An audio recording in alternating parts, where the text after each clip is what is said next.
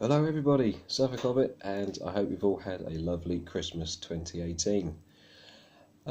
Here is my Arnor battle company. I had this made, well, I painted these boys up quite a while ago now, just haven't got around to doing a video, and I thought I'd finally show them.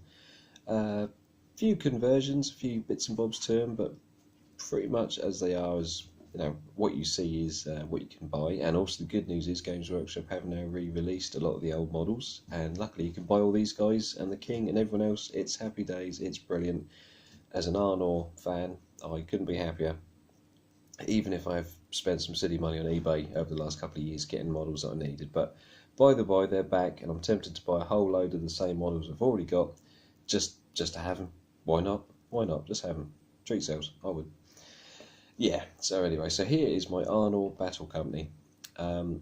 Theme-wise, I don't know if any of you may have watched a little video I did quite a few months ago now. It was like a preview and a sort of a general sort of thought process as to what I was thinking of doing for an Arnor company. But what I've gone for, or the theme of it, is these guys are from the first of the three realms of Arnor as such, and that is from Rudar. Rudar?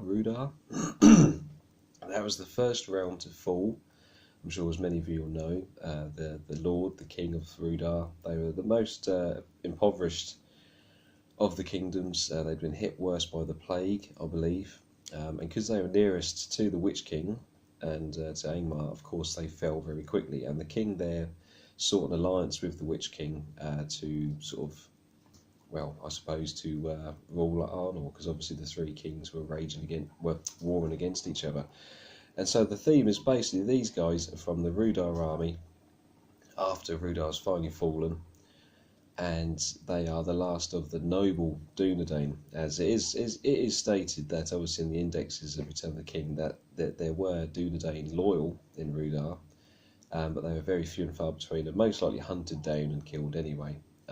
But I wanted these guys to have a theme of basically these are the last of the sort of loyal Dunedain, or just loyal, royal sort of bloodline, Numenorian bloodline, blah blah blah. And they've fled Rudar and they've joined up with Arnor, and they're looking to basically reclaim the honour of Rudar, to sort of bring hope to anyone that is still loyal to mankind as such and want to sort of take on the Witch King. And that's what I've gone for with these guys. I wanted them to have this, cool theme.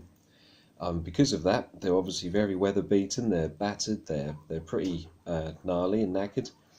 If you can hear squeaking in the background, guys, on a side note, that's my guinea pigs. They're having quite a good conversation. I think they're trying to join in, actually. Bless them. But yeah, I've made these guys on that note of Rudar, and they're trying to bring back some sort of honour. I've made these guys look very battered, like they've come from a heavily battered county country. Their weapons and armour and stuff are much more knackered and destroyed and not very well kept compared to the Arnor models and how I've modelled the Arnor models. They're nice and clean and fresh and neat, and everything's quite crisp about them still, because they're still a formidable force. So we'll round it up to begin with this guy. If we can get the focus right, there he is. Oh no, nearly.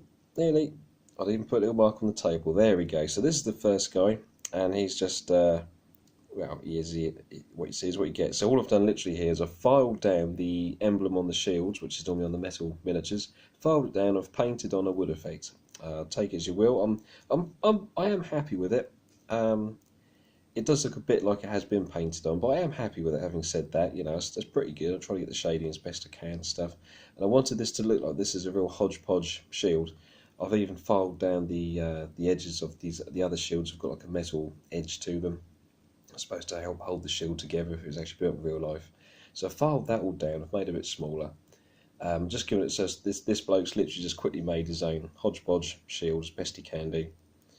And I've gone for a simple yellow colour scheme. I wanted something a bit sort of more murky to go with these guys, but still something a bit sort of, a glorious colour, because obviously, back in the day in real life and things, obviously bright colours were a thing. So I figured I was going to go for real dark, murky colours, but then I thought, well, no, not necessarily. For even though they're the poorest of the three realms, Rudar is obviously still part of a wealthy area, empire as such. So I've given him like an off darker shade of yellow, but then with some real drab brown, just to bring down the fact that these guys are, you know, that they come from a poorer, you know, kingdom. But yes, there you go. The yellow, I used a mixture of Uriel yellow with a Mornvane brown, funnily enough, and then layers of Uriel yellow, and I used Flashkits yellow as well, blended in a little bit, as well as Ceramite white. And basically, I experimented with lots of different layers. Admittedly, some of the layers were probably wasted, to be quite honest, because I went over them. But it was an interesting sort of, you know, experiment with these things. But yeah, they're the colours I used, mainly for the yellows. And then for the browns, across the board, it was Mornvane brown, XV88, some dried bark is in there as well. And I do believe a little bit of Doomball brown, possibly, on the scabbards and on the leather, possibly, but that's stretching my imagination, my memory slightly there. And as usual, I'd use the Kislev flesh, Mornvane brown and Ceramite white as the flesh highlights. So where were we? Got off topic, gone sort of slightly off the tangent there, but yes, that's this guy.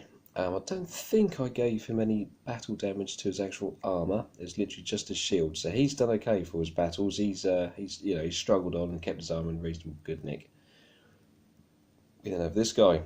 How's the focus doing? Let's whack it back a little bit. There he is. Oh, that's not too bad a focus like that. So yeah, you can see here I've gone for a couple of holes. I've gone for a hole in the shield at the front there, a groove missing out of his shield there. You know, he's taken a solid hit there. An arrow's been lodged in the shield at some point there as well. Coming around, no damage there. Got to remember myself now looking at these things. Yeah, so again, just a damaged shield, but just makes a, you know, just gives each one of them a little bit of, you know, story, a bit of colour, a bit of character. There we go, looking pretty gnarly. Next up, we have this fellow. There you go, so he's had some serious damage going on. His shield is battered, it's chipped, it's, you know, some serious chunks have been taken out of it. He's also got some damage to his breastplate there, you can see it, a couple of knocks have been taken out there. Wanted to add that in there, give him a bit, you know, more sort of battle damage and a real hard bitten warrior. And there we go, same again, same paint scheme across the board as you can see. Really pleased with how these guys turned out. We have a battle standard bearer. Got this guy for eBay. As you can imagine, it was a reasonable price, but you know, it was more expensive than what they currently are now. The Games Workshop's bought them back, but it was worthwhile at the time, and I didn't spend too much money, so I'm not too narked with this particular chap. But the battle standard bearer, here he is in yellows, looking very nice. No damage to him whatsoever, and the reason for that is because, you know, battle standard bearers, like in real life and stuff, they tended to be chosen men who obviously, you know, they were there to fly the colours. It was a huge honour, so they wouldn't necessarily see a lot of combat, you know, mainly because they'd be so damn busy holding onto the standard. It was damn near impossible to actually fight anyway. So he's you know, a noble warrior, great warrior, but luckily he has avoided a lot of great combat as yet. So there he is. And I feel the yellow comes in quite nicely. To be honest, I'm kind of preferring the yellow to the greens, which is what Games Workshop obviously did and how I've painted the vast majority of my armies all in green. But doing a different colour was very refreshing, and I kind of like it. And it has inspired me to make yet another warband to add to my Arnor army in this colour. Because you can never have enough Arnor warriors when you love Arnor like I do. So, yeah. So, bearing in mind Games Workshop obviously wasn't making a lot of Arnor warriors and captains and all that, they weren't releasing them. I thought I'd do the Battle Company's suggestion, basically do some real cool conversions for a captain or a sergeant model. I'm trying to think what he's actually described as in the book, but the leader of the warband basically. And that's what we got here. He is a normal warrior, and what I've done is I have green stuffed a plume of a feather plume onto his helmet. He says, trying to get the focus. There we go. Yeah, so he's got that, which is an inspiration from obviously the proper moulded, as you can buy captains. And I've also green stuffed on a little dagger just down the side there, just to make him look a bit more tooled up, a bit more, you know, epic captain type character. And obviously given him a sword as well. And the sword is kindly donated by Rohan Royal Guardsman, who was a spear user and just didn't need a sword, so it's been kindly donated by him. Yeah, it's a little bit of battle damage to his breastplate, and he's got a sizable chunk taken out of his shield on the top there. Going around. looking nice. And you'll see as well with the with my leader character here, I've done two tones, white and brown, for his, I don't know what we call it really, but the cloth that's wrapped around his helmet, just to make him stand out a bit more, give him a bit more character, a bit more, you know. Apart from the fact he's got massive feathers sticking out of his head, you know, you can never have enough sort of details and little hints as to what he could be. Compared to the rest of the guys, obviously it's got simple brown, you know, whatever it is that's around their helmets. And there he is, in all his glory. Really, really pleased with him. Hope you guys appreciate it as well. It took a lot of work to get him done. My first time using green stuff as well. So making a tiny dagger was interesting, to say the least. And the funny thing with the green stuff that I found, which, you know, I'm not used to, like I say, so I don't know if I had to leave it for longer, but I found it still quite soft. I found it still quite bendy, and the feather nearly came off. So what I ended up doing was I ended up coating it using a brush, which has now since been binned. Coated a very, very, very thin layer of super glue just to really rock solid that up. Yeah, I don't know if you've got any tips on how to sort of dry things out better, but that's something I hadn't sort of taken into consideration. But luckily, this feather will not be going absolutely anywhere now. That's as solid as you can get for a little miniature, so I'm pleased with that. On another note, sorry, just going, might as well mention, as I spent so long doing it, they can't even see it in the light of this room that I'm in. But obviously, originally you had the sword. There's a point of a sword there. Obviously, like these guys here, say for example, you can obviously see the hilt of the sword, and obviously this guy's holding his sword. So what I had to do was file down just the inside there, just to get rid of that little sword hilt that would be there normally. That was fun, but we got there. Oh no, it's there. Sorry, it's there. There you go. Look, just there. And I had to file it down, which is interesting. And then, as you can see, what I've done is I've just painted a little strip of yellow there to make it look like the yellow of his arm shining through there, as if he's holding a shield, and just see his arm there. So yeah, so I have to admit, I was looking, trying to think, well, where is it? But yeah, that's because it's there. And I had to file it all down.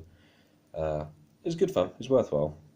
And I've also squashed the shield in on this character. This character's the original model of this. The shield sticks out further. I've actually squashed it in to make it seem like he's wrapped the shield around him more in a more defensive pose. But there you go, guys. There is my little Arnor Battle Company. Do hope you like it. I haven't made any specific ranger models to go with this, because obviously a starter Battle Company Arnor unit is 4 troops and 2 rangers. But I've so many rangers. I'll just use the rangers that I have currently for now, because I just simply like the models as they are. I will eventually create some sort of, you know, conversions, and I'll probably do a little video on that as well. But for the time being, you know, I was more wanting to get these guys sorted out first. Having said that, obviously I've got 5 modelled here rather than just 4 as recommended by the battle companies, and that's basically this guy here. What's going to happen is, you know, if as I'm playing my little games, if one of these guys gets an upgrade, I can then, if I want to, use a standard bearer to then replace one of these models here as the standard bearer, you know, warrior. That's the plan, sort of thing. And for the actual strategy battle game, it's just going to be a standard bearer just leading the way with as you would do normally. So on that note, guys, I just want to say a special thank you to everyone that's watched me this year. My videos have been a bit sporadic on the times and stuff, and I do appreciate that. But would like to say a huge thank you to everyone that's subscribed. I think I'm at 84 something now, which for me, as I always say, is a huge honour. It's a huge privilege, and I really do appreciate that, you know, you people out there listen to my witterings and what I'm doing, what I do, and all the other stuff. So I really appreciate it. You know, I find it's quite therapeutic. It's quite nice to do this. It's kind of fun to know people watch this stuff. So I really do appreciate it. Thank you ever so much. Should be some fun things coming up in the new year. Plenty more models and bits and bobs, and I promise I will start to have a bit more of a reliable schedule.